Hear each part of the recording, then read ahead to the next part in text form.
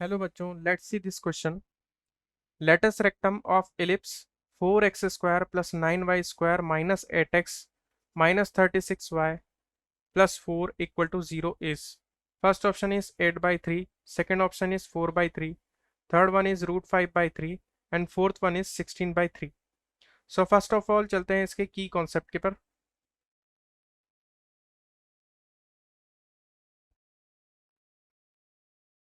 सो यहाँ पर आपसे लेटस रेक्टम पूछा है और इक्वेशन हमको दे रखी है जनरल फॉर्म में। तो सबसे पहले इस इक्वेशन को हम स्टैंडर्ड फॉर्म में कन्वर्ट करेंगे। 4x square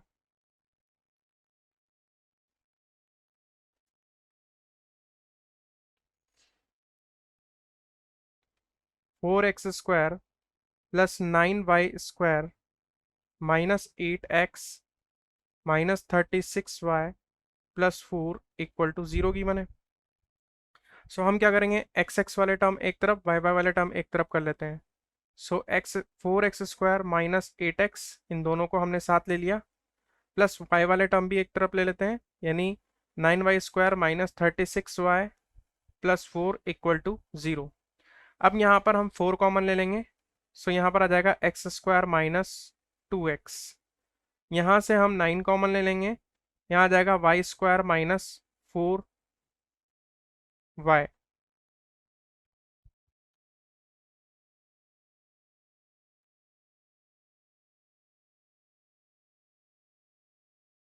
plus 4 equal to 0।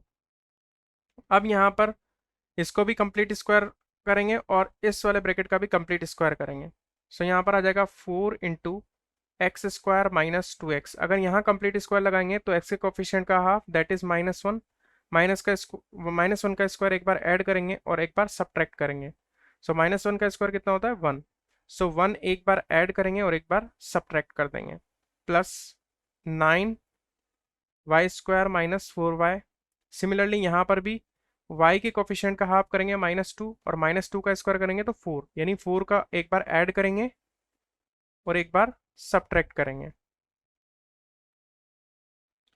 सो यहाँ पर फर्स्ट 3 टर्म से स्क्वायर बन जाएगा, वो बनेगा x-1 का स्क्वायर -1 प्लस 9 इंटू, यहाँ पर भी फर्स्ट 3 टर्म मिल करके स्क्वायर बनाएगी y-2 का स्क्वायर -4 प्लस 4 इक्वल टू 0। अब यहाँ पर 4 को हम अंदर मल्टीप्लाई कर देंगे। सो यहाँ आ जाएगा 4 इंटू x-1 का स्क्वायर -4 प्लस 9 इंटू y-2 का square -36 plus 4 equal to 0।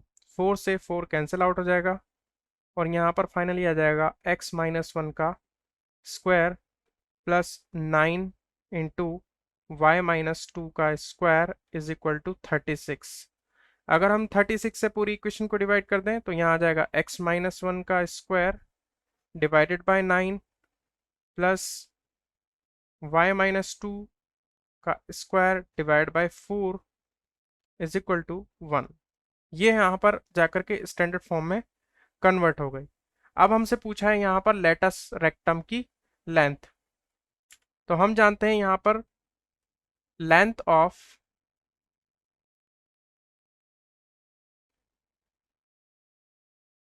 Latus rectum is equal to 2b² a होता है। सो यहाँ पर से अब जो हमने इक्वेशन निकाली स्टैंडर्ड फॉर्म में, यहाँ से देख सकते हैं हम एक्स स्क्वायर की ए स्क्वायर की वैल्यू हमारे पास है, बी स्क्वायर की वैल्यू हमारे पास है, वो हम इस लेटस रेक्टम में ट्रांसफर करेंगे तो हमारी लेंथ ऑफ लेटस रेक्टम निकल के आ जाएगी। सो इस कंसेप्ट का यूज करते हुए इसका सॉल्यूशन करते हैं। अब आते हैं इसके सॉल्यूशन पर।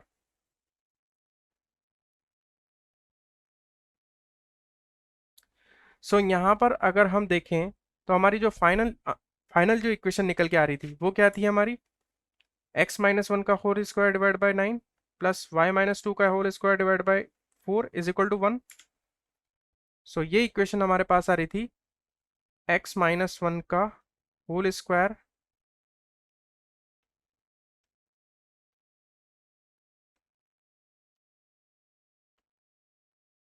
Divided by 9 plus y minus 2 का whole square divided by 4 is equal to 1।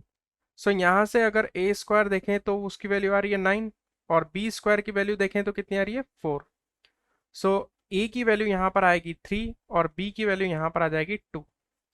So length of latus rectum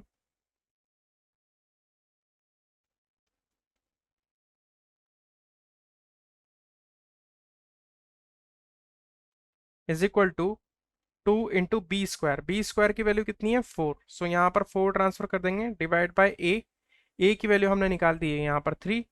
सो यहाँ पर फाइनल आंसर आएगा हमारा 8/3।